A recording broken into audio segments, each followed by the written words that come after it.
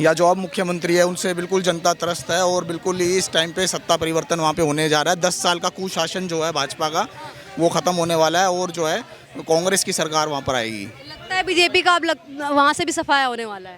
BJP का सफाया होने के बहुत चांसेस हैं, क्योंकि आप ये देखो गांव के अंदर भी उनको घुसने नहीं दिया जा रहा था लोकसभा में। पूरी बिल्कुल बीजेपी विरोधी लहर वहाँ चल रही है। 5 सीटें वो हार गए थे वहाँ पे। थोड़ी सी शर्म रखी लोकसभा सीटों की, अपनी सीटों की कोई शर्म रखी। 1 लाख वाला लॉलीपॉप दिखाया और इलेक्शन खत्म होता ही वो सारी बातें खत्म हो गई। वैसा ही लॉलीपॉप ये दोबारा देने की कोशिश कर रहे हैं। तो कह रहे हैं बदलाव होने वाला है। 10 सालों में जो भी जनता ने देखा है बदलाव करेगी जनता, कांग्रेस को लेके आने वाली है। आज तक वहाँ के जो पहलवानों और एथलीटों के लिए कोई काम नहीं हुआ था। अभी जयशाह जी ने हाल ही में उनके लिए स्टेडियम, क्रिकेट स्टेडियम भी बन रहा है और एथलीटों के लिए अलग से व्यवस्था करने का वो प्रावधान किया है। इससे पहले आज तक नहीं हुआ था। या जो अब मुख्यमंत्री है उनसे बिल्कुल जनता त्रस्त है और बिल्कुल ही इस टाइम पे सत्ता परिवर्तन वहाँ पे होने जा रहा है। 10 साल का कुशासन जो है भाजपा का वो ख़त्म होने वाला है और जो है कांग्रेस की सरकार वहाँ पर आएगी। लगता है बीजेपी का अब वहाँ से भी सफाया होने वाला है।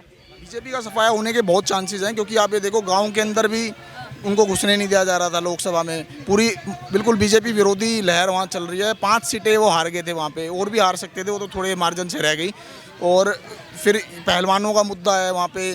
खुद हरियाणा के अपने क्षेत्रीय मुद्दे बहुत सारे हैं। और उसके बाद किसकी सरकार लग रहा है, किसकी सरकार बन पाएगी वहाँ पे? कांग्रेस की सरकार। भाई कांग्रेस की सरकार कहाँ से बन जाएगी मेरे भाई? आप भी पढ़े लिखे युवा हो। विधानसभा में भी कहाँ से बन जाएगी यार? 2 बार सरकार थी भाजपा की, उसके बाद तीसरे टर्म में 5 सीटें आई है। और 5 सीटें का मतलब ये थोड़ी ना भाजपा की सीटें कम हो जाएगी। लोकसभा में तो ये था ना कि बीजेपी तो 400 बार कह रही थी, पर वो 5 सीटें उनकी खत्म हो गई वहाँ पे। तो विधानसभा हरियाणा में तो बहुत बड़ा झटका लगा है। लोकसभा का असर यहाँ पे ही पड़ने वाला है। विधानसभा का तो पड़ेगा ही पड़ेगा। विधानसभा में तो एक एंटी इनकम्बेंसी बनी हुई है वहाँ पे।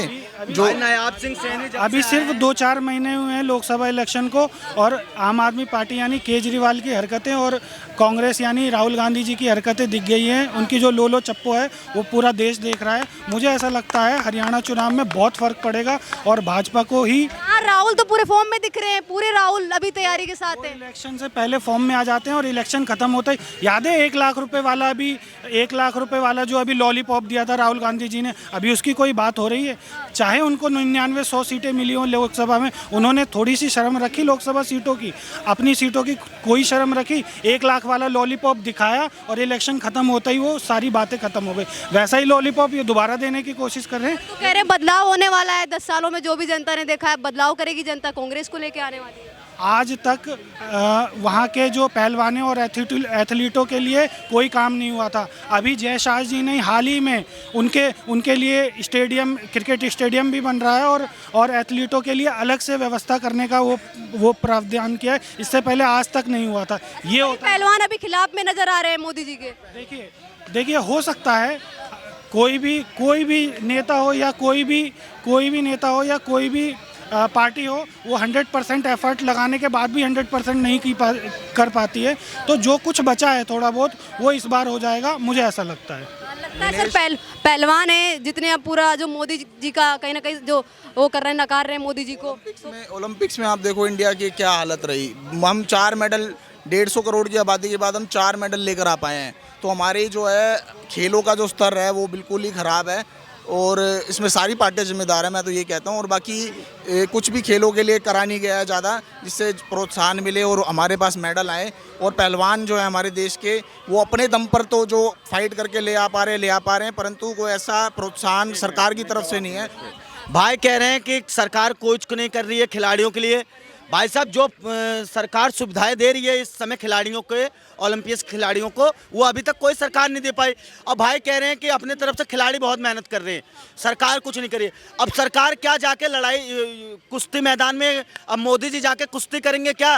अमित शाह जाके दांव पेच लगाएंगे क्या बात कर रहे हो यार? अरे बदलाव आने वाला है, कांग्रेस आएगी। क्षमता नहीं है, नहीं जीत पा रहे हो, अपना नहीं मेंटेन कर पा रहे हो, अपना जो वेट है कुछ भी नहीं चीज संभाल पा रहे हो। और तुम आरोप लगा रहे हो कि मोदी जी ने हमें दांव नहीं बताया, अमित शाह जी ने हमें दांव पेच नहीं सिखाया। अब अमित शाह जी आके कुश्ती में लड़ेंगे क्या, या जाके ब्रजभूषण लड़ेगा कुश्ती में? क्या 10 सालों में कमी लगी आपको जो आप बदलाव चाहते हैं? बदलाव बिल्कुल ही भारतीय जनता पार्टी की भ्रष्ट और सांप्रदायिक नीतियां एक तरफ हैं, दूसरी तरफ से क्षेत्रीय मुद्दे हैं जहां पर पूर्ण रूप से उनके जो इतने सारे जो मुद्दे क्षेत्र के हैं वो हैं। फिर जो कुशासन रहा है इनका, क्या बोलते हैं, सैनी जी का और खट्टर साहब का, जो है एक तरह से वहाँ पे जाट जो है वहाँ की लॉबी है, जाट लॉबी को भी आरक्षण की उन्होंने मांग करी थी, तो कहाँ पर उनको आरक्षण के प्रति भी कोई कार्य नहीं करा गया, तो वो वैसे भी वो काफ़ी नाराज चल रहे हैं उनसे। तो इसी वजह से नाराजगी में पहलवानों की नाराजगी अलग चल रही है, किसानों की नाराजगी अलग चल रही है, बेरोजगारी का मुद्दा अलग चल रहा है, तो सारे ही मुद्दे हैं, सारी मुद्दे भाजपा ये नाराजगी कहीं ना कहीं बीजेपी का सफाया कर सकती है हरियाणा के पास एक भी पॉजिटिव पॉइंट नहीं मेरा एक सवाल है, है एक भी पॉजिटिव पॉइंट नहीं मेरा है। एक सवाल है, ये कह रहे हैं किसानों का मुद्दा चल रहा है। भाई किसानों के मुद्दे पे आप अगर फैक्ट पे बात करोगे तो ये बताओ 2013-14 में जो किसानों का बजट केंद्र सरकार देती थी वो कितना था? 22,000 करोड़। इस समय 1.5 लाख करोड़ रुपए बजट हो गया किसानों का, तो ये मुद्दा आप नहीं देखोगे। और दूसरी चीज ये कह रहे किसानों का फायदा, किसानों का जितना फायदा हरियाणा में हुआ है, किसानों का जो उनका बकाया दे नहीं पाते थे चीनी मिल या जो MSP के पैसे खा जाती थी सरकार, उनके जो ठेकेदार होते थे, तो वो तो अब सरकार तुरंत उनको दे देती उनके खाते में। और दूसरे गांव से ही आया हूं। इन्होंने कहा कि ये सरकार सांप्रदायिक है, दंगे भड़काते। इनका कहने का मतलब ये थे भ्रष्ट है, ये दोनों ने कहा। भाई कांग्रेस से बड़ा सांप्रदायिक कौन है? आम आदमी पार्टी से कौन सा बड़ा सांप्रदायिक है? हमारे बांग्लादेश में हिंदू बहन बेटियों के साथ अत्याचार हो रहा, रेप हो रहा है, इनकी हिम्मत नहीं है कि संसद भवन में आवाज उठा सके। वहीं फिलिस्तीन में जब हमास आतंकवादियों ने इजराइल के ऊपर हमला किया तो वही कांग्रेस, वही आम आदमी, उसी के जो चाटुकार थे, उन्होंने संसद भवन में हाय तौबा कर दिया था। और ये लोग भाई साहब उस बीजेपी को सांप्रदायिक बताते हैं जो हर मुद्दों पे हिंदुत्व का और भारत के नागरिकों के साथ रहते हैं। कौन सा ऐसा चेहरा लग रहा है जो नायाब सिंह सैनी को टक्कर दे? पहली बात तो यह है कि मैं खुद हरियाणा के गांव से आता हूं, ठीक है, राड़देना हमारा गांव है, सोनीपत के पास पड़ता है, और मैं बता रहा हूं वहां पे बीजेपी वाला कोई घुस नहीं सकता। मैं नहीं कह रहा कि कोई उनके साथ गलत हिंसा किसी के साथ तो गलत है, पर ऐसा माहौल है भाई साहब, मैं बता रहा हूँ बीजेपी वाले वहाँ घुस नहीं सकते। बाहर बोर्ड लगा रखे, मैं आपको फोटो दिखा दूंगा। नाराजगी इतनी जबरदस्त है कि भाई साहब वहाँ घुस नहीं सकते बीजेपी वाले वोट लेना। तो दूसरी बात यह है कि दीपेंद्र हुड्डा है ना, दीपेंद्र हुड्डा, रोहतक का जो जबरदस्त विकास उन्होंने करा है, जो भूपेंद्र सिंह हुड्डा, फ्रीडम फाइटर भूपेंद्र सिंह हुड्डा के जो पौत्र हैं दीपेंद्र हुड्डा, उनकी बात कर रहा हूँ। उन्होंने जो है रोहतक का जबरदस्त विकास करा है और वो सबसे बड़े सीएम कैंडिडेट हैं वो इस टाइम। भाई दीपेंद्र हुड्डा जी की बात कर रहे हैं, दीपेंद्र हुड्डा से ये पूछो गुड़गांव में कितनी जमीनें कब्जा कर रखी है व्यापारियों की। ठीक है, क्या लगता है सर जो पहलवान है वो मोदी जी के खिलाफ हो गए हैं, एक देखा जाए तो इसका क्या नुकसान है वो मोदी जी को उठाना पड़ेगा?